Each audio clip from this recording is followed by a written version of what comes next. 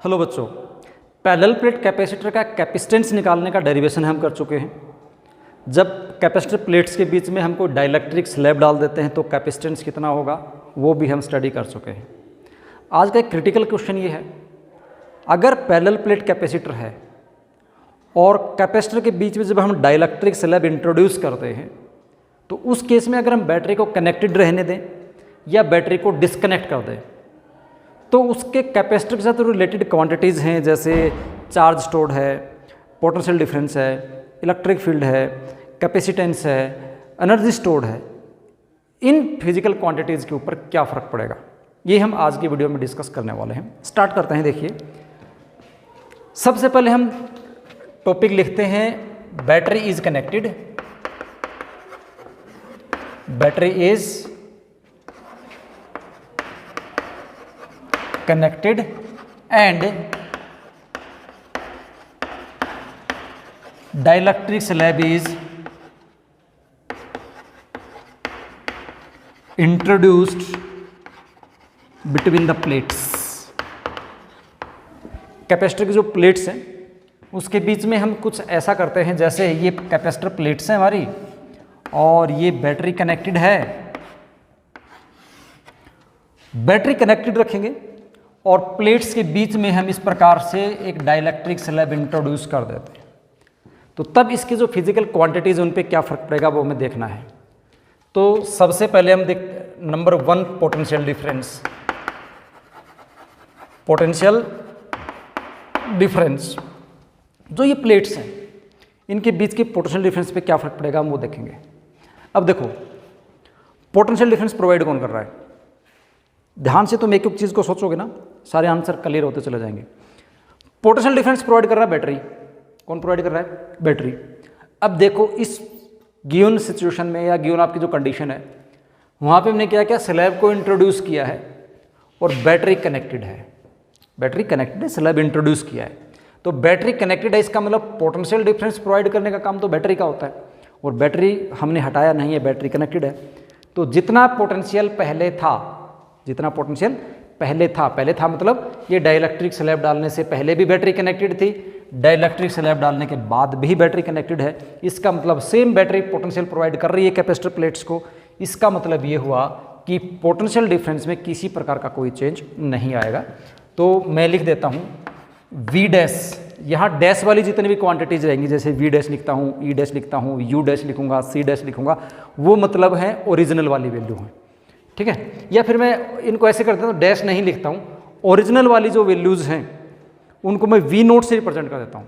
Original वाली जो values हैं, जैसे original potential difference V naught, original electric field E naught, original charge Q naught, original capacitance C naught और original energy stored U note.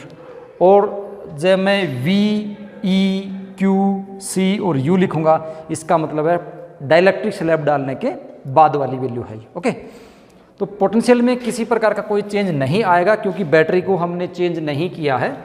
तो आपके पास V is equal to किसके बराबर रहेगा? V not. पोटेंशियल मतलब क्या, कैसा रहेगा?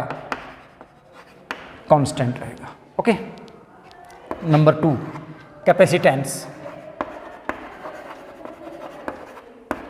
कैपेसिटेंस, कैपेसिटेंस देखोगे C इज इक्वल टू के सी नोट। ये आप याद कर लो, बैटरी कनेक्टेड है, बैटरी डिसकनेक्टेड है, कैसा भी केस हो कोई फर्क नहीं पड़ता।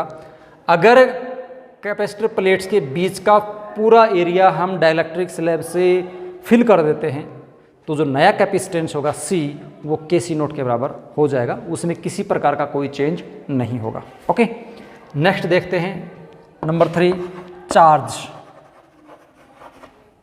स्टोर्ड, या चार्ज लिख देता हूँ ओनली। चार्ज पे क्या फर्क पड़ेगा? अब देखो, चार्ज का फॉर्मूला क्या होता है?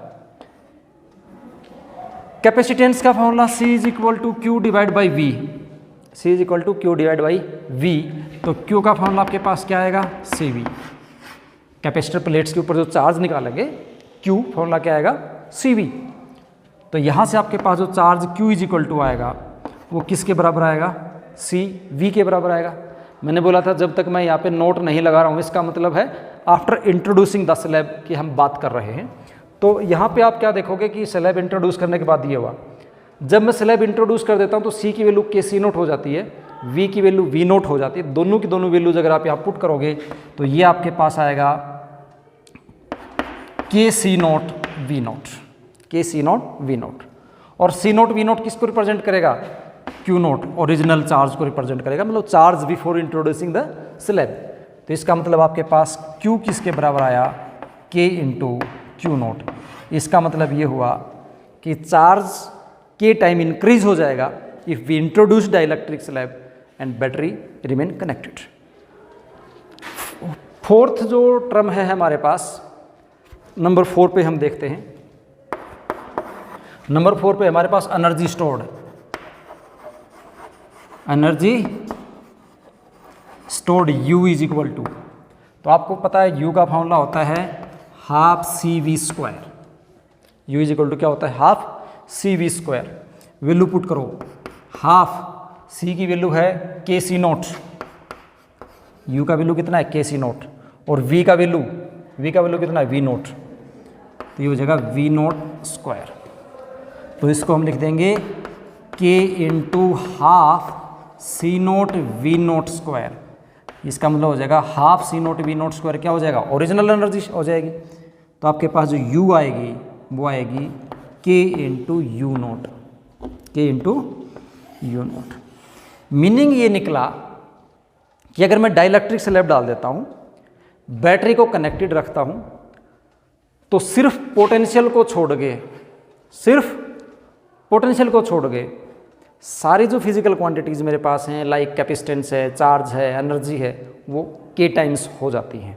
कितनी हो जाती? के टाइम्स हो जाएंगे। और कैपेसिटेंस का तो आप एक बाय डिफ़ॉल्ट याद भी कर सकते हो, वैसे चाहे बैटरी कनेक्टेड है या डिसकनेक्टेड है, कोई फ़र्क नहीं पड़ने वाला, ये हमेशा के सी नोट ही रहेगा। ओके, ये पहला केस था जब बैटरी को कनेक्ट करके मैंने रखा हुआ था। केस नंबर 2 है कि बैटरी को मैं कर देता हूँ डिस्कनेक्ट। बैटरी को क्या कर देता हूँ? डिस्कनेक्ट। इस बार मैंने बैटरी को डिस्कनेक्ट कर दिया और फिर डाइलेक्ट्रिक स्लैब मैंने इंट्रोड्यूस किया, उसको यहाँ डिस्कस कर लेते हैं। केस नंबर 2 क्या है? जो बैटरी है वो डिस्कनेक्टेड है, और आगे की बात ऐसे कि ऐसे बैटरी डिस्कनेक्ट कर दी मैंने और डाइलेक्ट्रिक स्लैब इंट्रोड्यूस कर दिया, तो क्या फ़र्क पड़ेगा? अब आप यहाँ से देखेंगे, जो चीज़ कांस्टेंट है आप पहले उनको लिखने की कोशिश करें। इस क्वेश्चन को समझने का सबसे आसान तरीका क्या है? जो चीज़ें कांस्टेंट है उनको हम लिख लेंगे सबसे पहले, और जो बेसिक है उनको लिख लेंगे। तो जैसे आपने देखा कि कैपेसिटेंस था, उस पर कोई फर्क नहीं पड़ रहा। पॉइंट नंबर 2 पे मैं कैपेसिटेंस ही लिख देता हूँ, C इज इक्वल टू क्या रहेगा? के सी नोट ही रहेगा, कोई फर्क नहीं पड़ने वाला। पॉइंट नंबर 1 पे पहले मैंने पोटेंशियल डिफरेंस लिखा था, क्योंकि कांस्टेंट था इसलिए मैंने नंबर 1 पे पोटेंशियल डिफरेंस लिखा। कांस्टेंट क्यों था आपको पता लग गया, क्योंकि बैटरी को मैं चेंज नहीं कर रहा था। तो बैटरी को चेंज नहीं करेंगे तो बिफोर एंड आफ्टर पोटेंशियल पे कोई फर्क नहीं पड़ेगा, क्योंकि पोटेंशियल तो बैटरी ही प्रोवाइड कर रही थी। अब आप यहाँ सोचो, मैंने बैटरी को डिस्कनेक्ट कर दिया है, जो सोर्स ऑफ पोटेंशियल डिफरेंस था उसको हमने क्या कर दिया? डिस्कनेक्ट कर दिया। सोर्स ऑफ पोटेंशियल डिफरेंस अगर आप डिस्कनेक्ट कर देंगे तो इसका मतलब पोटेंशियल में कोई चेंज होने की प्रोबेबिलिटी है। लेकिन अगर आप ये ध्यान दें इस बात के ऊपर कि अगर मैं बैटरी को डिस्कनेक्ट कर देता हूँ तो बैटरी क्या कर रही थी? बैटरी चार्ज सप्लाई कर रही थी। बैटरी क्या कर रही थी? चार्ज को सप्लाई कर रही थी। बैटरी को मैंने हटाया, मतलब चार्ज सप्लाई करने का सोर्स मैंने हटा दिया, रिमूव कर दिया सर्किट में से। तो अब आप ये बताओ, क्या नया चार्ज आ सकता है? सोच के देखो, अगर मैं बैटरी को हटा दूं, जैसे आप यहाँ देख रहे थे ना, बैटरी कनेक्टेड थी, चार्ज के टाइम हो गया था। अगर मैं बैटरी हटा दूंगा तो क्या नया चार्ज इंट्रोड्यूस हो जाएगा सर्किट में, या नया चार्ज डेवलप हो जाएगा सर्किट में, इंड्यूस हो जाएगा नया चार्ज कहीं से? नहीं होगा। आपको पता है चार्ज कंजर्व्ड होता है, और चार्ज कंजर्व्ड होता है, कंजर्वेशन के अकॉर्डिंग आप नया चार्ज जो है वो प्रोड्यूस नहीं कर सकते। इसका मतलब यहाँ जो चार्ज सप्लाई करने का सोर्स था वो आपने हटा दिया। तो बिफोर एंड आफ्टर मतलब अगर मान लीजिए कैपेसिटर को मैंने पूरा चार्ज किया, बैटरी को हटा दिया, तो कैपेसिटर प्लेट पे जितना चार्ज था स्लैब डालने के बाद भी चार्ज उतना ही रहेगा, चार्ज में कोई फर्क नहीं आएगा। तो पॉइंट नंबर 1 पे मैं लिखता हूँ चार्ज